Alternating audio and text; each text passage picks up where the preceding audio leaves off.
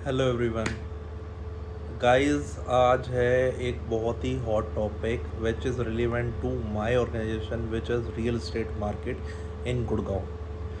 अगर हम real estate market और स्पेशली ब्रोकर फर्म की बात करें तो आज हम जानेंगे कि रियल एस्टेट फर्म में क्या कंसर्न आ रहा है, क्यों यहाँ 24 और 12 मंथ्स हायरिंग चलती है, क्या इसमें एम्प्लॉय गलती है, क्या इसमें एम्प्लॉय गलती है। जानिए आज इस वीडियो में।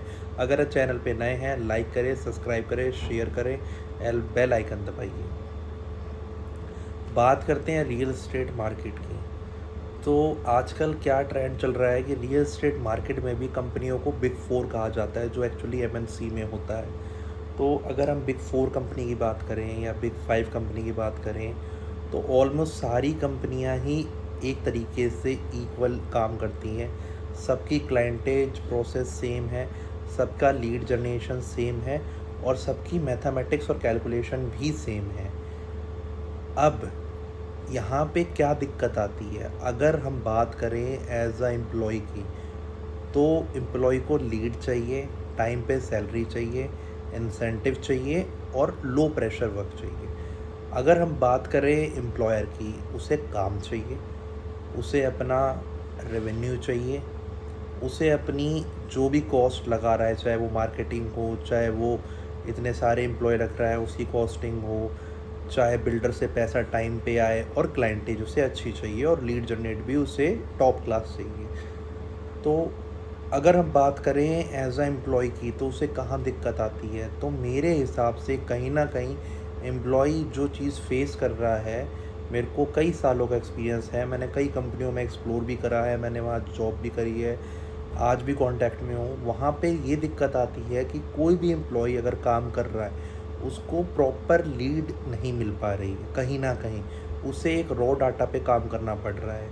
दूसरी चीज़ ये है कि उसको अगर वो कोई भी डील कर रहा है, फॉर एग्ज़ाम्पल अगर वो रेजिडेंशियल की डील कर रहा है, उसके पास ईओआई चेक आता है जो 5 से 6 मंथ में बिल्डर सेल खोलता है, बट उसको तब भी वो चीज़ कंटिन्यू करनी पड़ती है, काम वो कंटिन्यू करता है, EOI is not calculated in sales. तो कहीं ना कहीं वो चीज़ उसको प्रेशराइज़ करती है, एम्प्लॉयर उसे प्रेशराइज़ करता है कि आप सेल करो, क्योंकि एम्प्लॉयर को भी पैसे आगे से नहीं आते जब तक वो चेक बैक नहीं होता। तीसरी चीज़, लीड क्वालिटी हमारे रियल एस्टेट में बहुत ही ज़्यादा कह सकते हैं कॉमन है, क्योंकि सभी के पास सेम वेंडर है, सभी लीड सेम जनरेट करते हैं। और एक और बहुत बड़ी बात जो शायद किसी को नहीं पता होगी, मैं आज बताने वाला हूँ। मैंने हर जगह साइट पे एक्सप्लोर करा है, कुछ बच्चे, कुछ लोग वहाँ पे स्पॉटेड करे जाते हैं जो सिर्फ़ और सिर्फ गाड़ियों के नंबर लेते हैं और वहाँ से वो नंबर आगे सर्कुलेट होते हैं आरटीओ में, और वहाँ से क्लाइंट की पूरी डिटेल आ जाती है। तो ये कहीं ना कहीं हमारी इंडस्ट्री और बिल्डर फर्म का एक लूप होल है कि वो इन चीज़ों पे निगरानी नहीं करता, वहाँ पे कैमरे स्पॉट नहीं करवाता, एक रेंज लोकेट नहीं करता कि उस रेंज के आसपास कोई भी बच्चा खड़ा नहीं होना चाहिए फॉर द सेल्स। चौथी सबसे ज़रूरी बात कि अगर कोई बच्चा सेल कर देता है तो उसका कमीशन उसे समय से प्राप्त नहीं होता। वो मेंटली उन्हीं चीज़ों में घुसा रहता है कि मेरा कब कमीशन आएगा, क्या कैलकुलेशंस होगी, वो सारी चीज़ें उससे हाइड करी जाती है। कहने को 60-40 का रेशो होता है, 60% एम्प्लॉयर का, 40% एम्प्लॉय का, बट वो बच्चा कहीं ना कहीं अपना रेवेन्यू में से पहले 3x 4x करता है, उसके बाद उसकी lead cost, sitting cost, pantry cost, electricity सारी चीज़ें इक्वल करके उसको कहीं ना कहीं 5 से 10% का कमीशन, वो भी जब उसको कब एम्प्लॉयर को 30% बिल्डर से मिल जाता है तब जाके कहीं ना कहीं वो रिलीज़ करता है, तब तक उस बेचारी गाड़ी डूब जाती है। क्योंकि 6 महीने का जो टाइम पीरियड होता है उसमें वो सेल कंप्लीशन कई बार कर नहीं पाता और उसको अपनी नौकरी से हाथ धोना पड़ता है। तो यही एक फैक्ट है जो कहीं ना कहीं हमारे रियल एस्टेट सर्कल में 24 या 12 मंथ्स हायरिंग चलती रहती है, और वही बच्चे आपस में घूमते रहते हैं कंपनीज़ में, नई कंपनी बिल्डअप होती रहती है, नई जगह वो ट्राई करते रहते हैं, तो यही समस्या है। अगर हम बात करें एम्प्लॉयर की, एम्प्लॉयर का फ़र्ज़ होता है उसको अपने एम्प्लॉई के लिए बेस्ट लीड क्वालिटी होनी चाहिए, ऑन स्पॉट इंसेंटिव उसका टाइमिंग होना चाहिए, सैलरी ऑन टाइम होनी चाहिए, जहाँ कहीं ना कहीं कमिटमेंट उसकी फुलफ़िल एम्प्लॉय की वो कर नहीं पाता।